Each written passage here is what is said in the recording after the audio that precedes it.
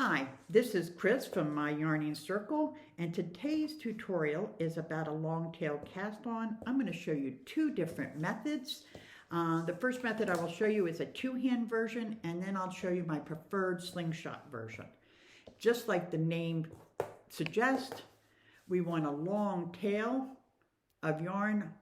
So when I pick up this yarn, I'm going to have this nice long tail going one direction and the other one going towards the ball. I want a lot of yarn here because I'm going to use yarn from both sides. So to start this, I'm going to do a little quick twist around the needle. Boom, that's it. I just got a little twist on the needle. I just put it in there and did one little twist. Now we're going to get ready to cast on. The yarn from the ball is going to be in my right hand, and the yarn from the tail, the long tail, is going to be in my left hand. I'm going to wrap around with the tail yarn. I'm going to wrap around my thumb, come up between the circle around my thumb. Now with my right hand and the yarn that's attached to the ball, I'm going to go under and over, and then I'm going to take the loop that's on my thumb and pull it up and over that wrap and the needle, and then I'm going to snug it up. Now, if you notice, I didn't snug it up tight and I didn't smush it. Okay, so I got one on. So now I'm going to do it again. I'm going to put my thumb in, wrap it around, come up, see the crisscross underneath? Come up with my right hand. I'm going to wrap it under and over, and then with my left thumb, I'm going to flip that loop over the needle, and I'm going to cinch up. Wrap around the thumb again, create that crisscross, go up through that hole, wrap it around, flip that back over, snug it up. And then I can start getting a little rhythm going. So this is a two-handed method. Okay, so when you're doing this long tail cast on, whether you're doing this method or you're doing what I will show you next, which is the one-hand slingshot method, the yarn that is going to the thumb makes the braid that's underneath here. It does the bottom portion. The yarn that's coming from the ball is the yarn that goes around the needle. So that's why you always want the ball one to be, the one going around the needle being connected to the ball, because it's going to use more yarn. So again, I'm going to wrap it around my thumb. So I got a crisscross and a circle over my thumb. I'm going to come from under and up. I'm going to wrap with my right hand. Then I'm going to flip that thumb loop over with my left hand, and then I'm going to snug up. I want to make sure they're not too tight, not too loose. I always say kiss the baby, don't choke the husband. So here we go, we wrap, go up, grab the tail that goes to the ball, wrap, pull over, and now I can pull that yarn with my left hand, and that snugs that back up. So that is a two-handed long tail cast on. All right, so we're going to do it one more time. All right, I'm going to do it one more time from the get-go. I'm going to take it, put it on the needle, grab the needle. I leave a long tail. I'm going to spin that needle one time so I have a twist. So it's got just a little twist around the needle. That's all I need. Some people do a slip knot. The twist does the same thing, so it's up to you. You can do a slip knot. Now I'm going to put my thumb from behind forward, and the yarn that's on the needle is going over. And then I'm going to go up it through the thumb, wrap. This is the yarn that's connected to the ball, and pull over. And then the yarn that's my left hand, I snug up. Okay, my left hand yarn gets wrapped around my thumb. My right hand yarn wraps it by that way, and then I flip this over. And you could do your finger too. Like a lot of times I end up doing my finger. A lot of times it's just easier for me. Most people like to do their thumb, but I like doing my finger most of the time. So, but most people like doing their thumb.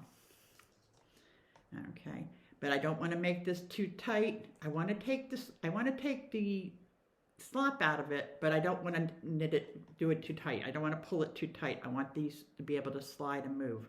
Okay, remember, we're going to knit into them. We don't want to need a chisel to get into them. All right. Now I'll show you. So we're using two hands. We got one hand holding one tail, one hand holding the other. Do yarn connected to the ball. This is the tail side. This is the ball of yarn side. And the tail side tightens up. So now we're going to do the same thing, except we're going to do a one hand or a slingshot method. So again, I'm going to pull it out. This time, I'm going to find that spot again. Let's push this up. And I'm going to drape. And before, you can do it, you can even do the same thing. You can twist it right now if you want, like this. Okay. Or you can twist it after the fact. I usually twist it after the fact. I pick up my middle of my yarn, so I have a nice tail towards my body. This is away from my body. I pick up in the middle where I want it. I put my fingers in like a crab claw. So I got this side is the cut tail side. This side is the ball side. Then I grab these two and I put them around my finger, and that becomes my tensioner. That controls the flow of the yarn. Okay, and it keeps them from being loosey-goosey.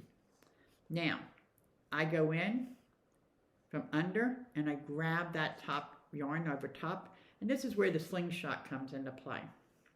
Okay, you're always going to place your needle between these two fingers. One strand's always going over the finger and one's always going over the thumb. The cut side goes over the thumb, the ball side goes over the finger. Now you can twist it. You can start with a twist. You can start with a slip knot. I prefer just to put my finger on it and just put my thumb on it for a split second, and that's all I need. And we're going to do the same thing. We're going to go up through the thumb like we did before, but now the yarn is attached, is already into this hand, so all I got to do is wrap it and then pull it through and then drop it off like we did before. So I'm going to go up. And instead of using my other hand, it's already on the same hand, and I just can wrap it, pull it through, pull the loop over the needle, drop it, and now I go in, and before I was in the circle, I want to go just underneath the circle, but inside that same area, and just spread my fingers and see how it tightens up. So I'm doing the same thing, except it's with one hand. Okay, I'm making the crisscross on the thumb. I'm going up just like before. Before I used a separate hand, went like this and wrapped it. Now it's on my finger, so I can put it on I can go over top and grab it. Now I'm going to go, now I want to bring this loop over the needle and the wrap. Whoops, lost it. Here we go. I'm going to go up. I'm going to go over and grab, bring the loop over the needle and pull. Up, over, back down, release and pull. Up, over, and when I say back down, that's the action when before we were putting a loop over the needle. That helps us put that over and tighten up. So I and you'll start getting it where you can rock your hand.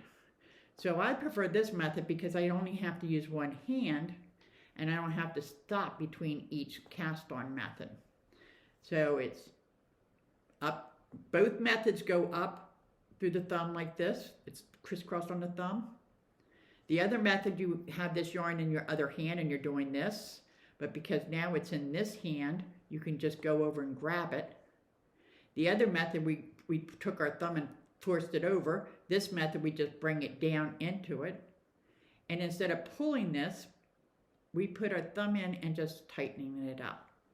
Now we'll say shorter is better. If you try and make your slingshot real big like this, see how it gets sloppy and it's harder to control the yarn and it's hard for me to grab it. And then I can't tighten it up. I have to let go and keep going and keep going. So if I keep it smaller here, only like, an inch and a half, 2 inches, then it keeps the tension. So now I can just go up. It's littler motion. I don't have to travel as far to do it. Back down. Release. The loop is smaller, so now I can get my thumb back inside right next to my finger, but not in the the circle. All right, so this is your long tail cast on, 2 different methods. Now, one little clue, like I said, both times I'll say the same thing. Don't make your stitches too tight. Kiss your husband. I mean, kiss your husband, yes, but kiss the baby. Don't choke your husband. I always joke, like when a brand new baby is born and you go to kiss it, as soon as you go to kiss on a cheek, you barely feel it, and as soon as you feel their skin, you stop. Well, that's what you want to do when you're casting on. You don't want to choke your husband and you don't want to be yanking this and tightening this up so tight that it gets really tight. Look at the difference, like this one's really, really tight, and see how this guy's not going to move easy because he's too tight. So make sure you take your time. Now, 2 quick little clues. How much tail do I need? So if you take the yarn you're going to be using with the needle you're going to be using, okay, you want to make sure that they're the same what you're using. I take my tail and I have it on here, and I have it sitting there. I don't have much extra hanging out. You can see it's just being pinched on there with just a little bit hanging, and I'll wrap 1, 2, 3, 4, 5, 6, 7, 8, 9, 10. So I have 10 wraps on here, right? 5, 10. I have 10 wraps. And if you notice, they're not real tight. See, they can move. So that means I can do 10 stitches with this length. So if I need to do 20, I'm going to double that length. So now that tells me I need this much for 20. And if I double that 20, then it tells me I need this much to do 40. Okay, now if I was doing 40 stitches, I need a 6 to 8 inch tail at the end, so I would add another 6 to 8 inches, and then that would be my middle point to put my needle. Okay, so that's where I would either twist it to do the 2-hand, okay, and that would be the same place I want to do the single hand. If you're doing the double hand and you drop it in between, always make sure your tail, your cut edge, is on the thumb side or towards your body, and the working yarn is away from you. And then if I go back in, I hold it up like this, and I go in and I put it in again between the 2 fingers, grab the 2 tails, and when I pull back, I want to make sure this needle is between the 2 fingers. So there's a couple of hints for you today. So don't, take your time, don't over pull, leave a little space between your stitches. Ideally, you would like the equivalent of 1 yarn thickness between your 2 stitches. That would be your ideal goal. Now, do I go around and do that every time I cast on 1 stitch? Do I turn around and measure? No. But I kind of get an eyeball, and I know, about that is about right. So then that's when I start, and I can just keep looking to maintain that. Now when it gets down here, I can scrunch them up together, but I make sure the ones up at the front end are still maintaining that until they get squished up a little bit. Happy knitting. See you soon.